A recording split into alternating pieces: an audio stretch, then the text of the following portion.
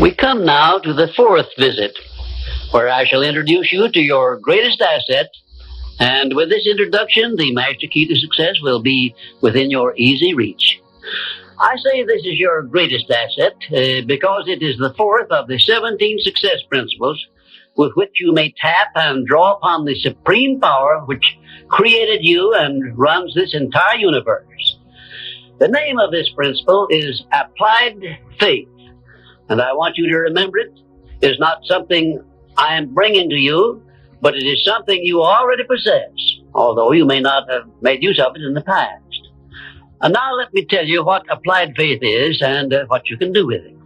Applied faith is the mental attitude wherein you may clear your mind of all fears and doubts and direct it to the attainment of whatever you desire in life. In our first visit, I told you that you and I and every person were blessed with the privilege of complete control over but one thing, and that is the exclusive right to take possession of our own minds and direct them to the attainment of whatever we desire in life. Applied faith is a mental attitude we must cultivate and maintain before we can take complete possession of our minds.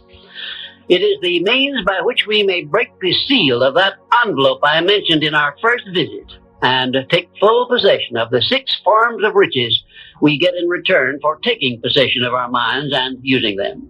Those 6 riches were, as you may remember, sound health, peace of mind, a labor of love of your own choice, freedom from fear and worry, a positive mental attitude, and material riches of your own choice and quantity. We are now, this very moment, standing in front of the gateway which can be opened only with the great master key to success. And I'm giving you the closest clue I have yet mentioned as to how you may take possession of this key. In order that you may condition your mind to embrace and use applied faith, you must understand that there are 2 ways in which you can use faith. You can put it into reverse gear and use it in a negative way by allowing your mind to dwell upon the circumstances and the things you do not want, such as poverty, ill health, failure, defeat. And this is precisely what the majority of people do, which explains why the majority of people go through life in misery and want. Or you can take possession of your mind and direct it to think of the 6 riches which came over with you in that sealed envelope. And you will attract these riches to bless and serve you all through your life.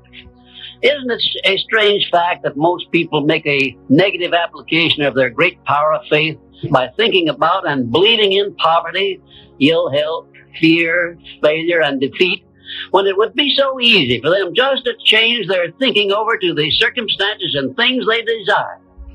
Now let me give you a description of the one thing which represents the main difference between a successful person and a failure. Please listen carefully and think for yourself as I speak, because failure to recognize the truth I am about to give you is the starting point of most failures. Successful people in all occupations, all professions, and all callings have one trait which distinguishes them from the failures. It is their capacity for belief. The failures see the hole in the donut, but do not see the donut around the hole. The successes see the hole also, but they see the donut around the hole. Thomas A. Edison believed that he could perfect an incandescent electric lamp, and despite the fact that he failed over 10,000 times before he was crowned with success, he made his belief uncover the secret for which he was searching. Give one guess as to how many times the average person must fail before he quits. Fails because of the lack of capacity for belief. How many times can you meet with defeat before you give up the ghost and quit? Henry Ford believed he could build a self-propelled vehicle which would take the place of the horse and buggy. And despite the ridicule of relatives and neighbors and the lack of finances, he transmuted his belief into an industrial empire which changed the entire American way of life. Mind you, Ford did this with very little education and no operating capital to begin with. You perhaps have an idea or a plan which would be useful to other people, but you have done nothing about it because you lack the self-confidence to give you a start. In other words, you are now where Henry Ford was before he built the first model of his world-famous automobile. Mr. Ford broke through that wall of fear, which may now be holding you back. Belief is truly a magic word because it is the beginning of all successes. It is the very foundation of civilization. It is the one quality you must develop before you can make use of the great master key to success. To be successful, you must become a person with a great capacity for belief, and the place to start believing is with yourself. You should begin by recognizing that you were born with the privilege of complete control over your own mind.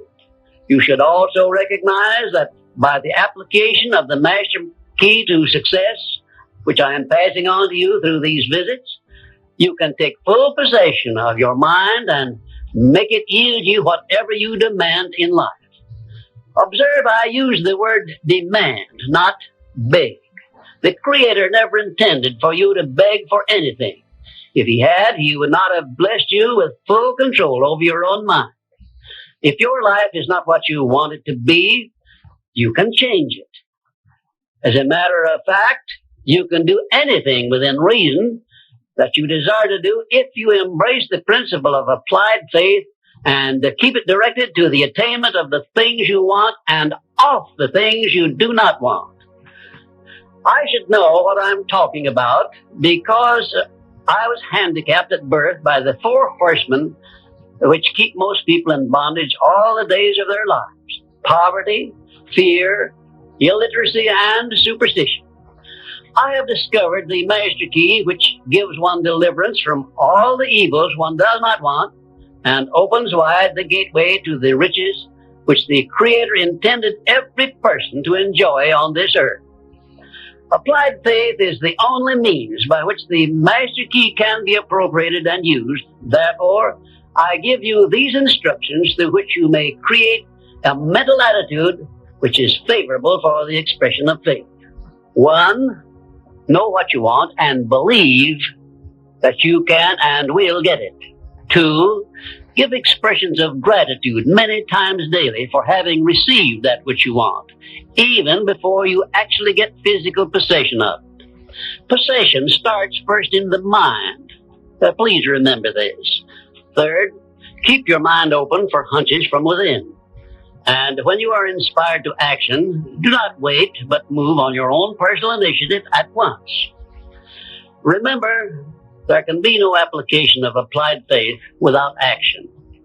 4th, when overtaken by defeat, as you may be many times, remember that man's faith is tested many times before he is crowned with final victory. And accept your defeat as nothing more than a challenge to keep on trying. And 5, a burning desire for the things or circumstances you want is the starting point of all applied faith. Be definite, believe, and act.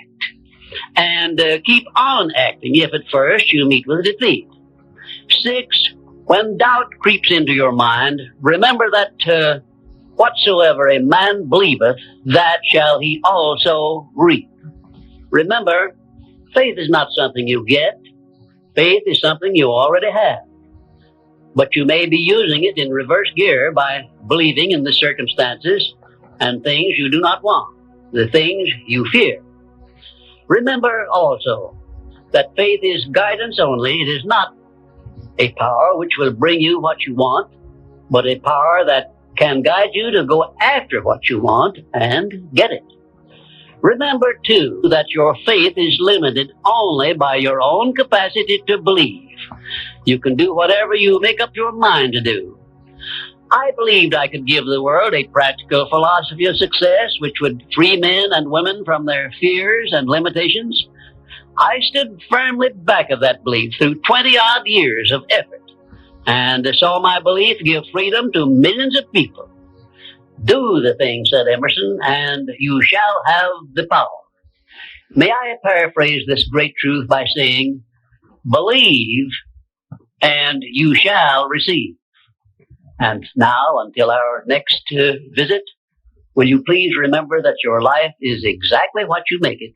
by your own mental attitude.